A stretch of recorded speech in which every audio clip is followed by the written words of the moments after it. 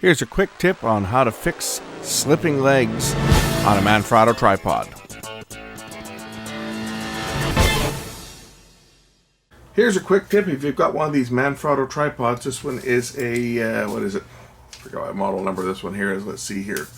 What is this one? The legs are a model 055C, made in Italy.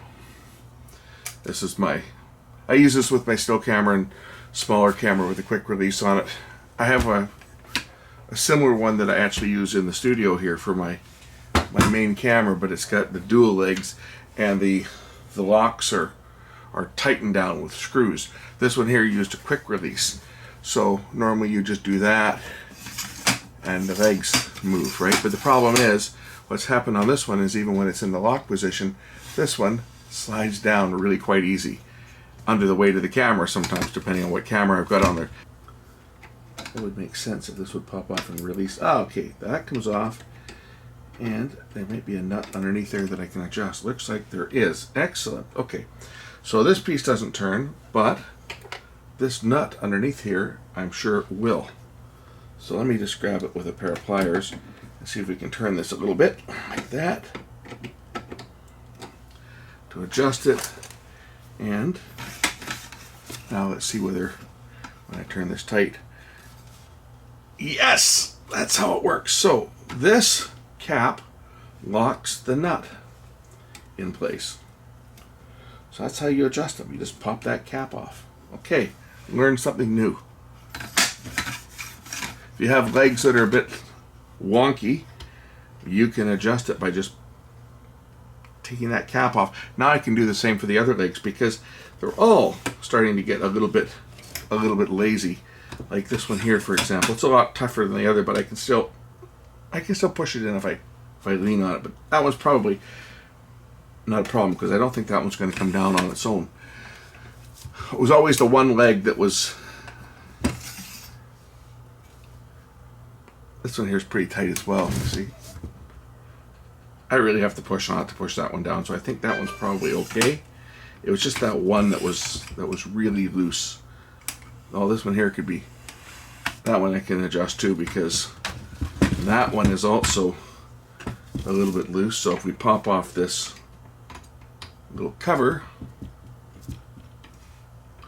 like that, then we can easily adjust the nut.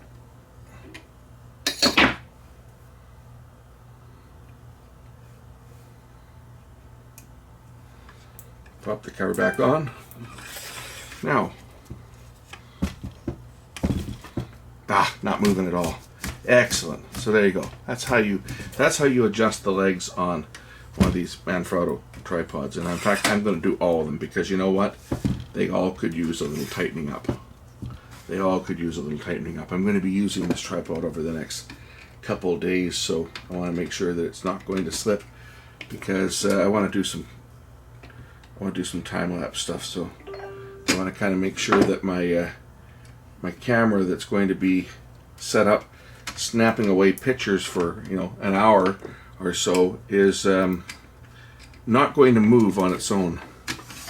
Kind of messes up when you're doing a time lapse. It kind of messes things up when the camera moves while it's taking still pictures. So to do this last leg, I'm just going to do both of these at the same time. I'll just release them both so they're loose. Pop out the covers, and the cover's got to go on, otherwise the nut will back its way off. This is what locks it in place. It's just a plastic cover. Okay, the two covers are off. I'm just going to turn them both one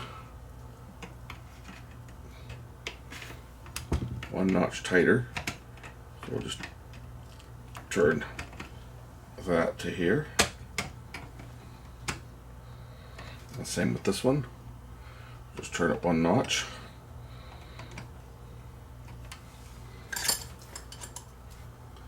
Put the lock covers back on.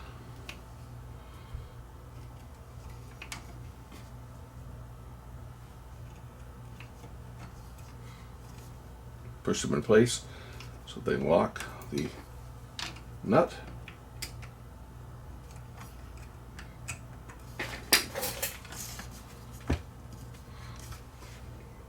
Now I can't push it. Excellent. That's what we want. We want them tight so they can't be pushed. There we go. See? I can't push that one in. So that's good. Now this tripod will be once again in good shape.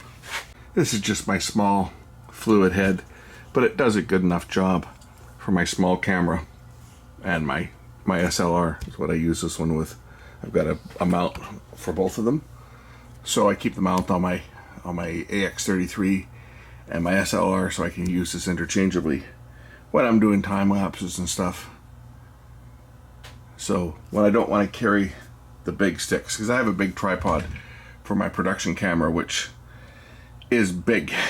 It's I haul it out when I'm doing, if I really want the very best quality, I'll use that with my AX100.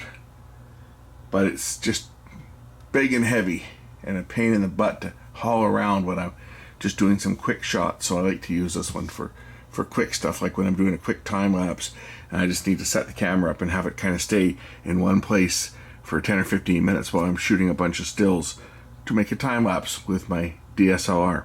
Anyway, thanks for watching.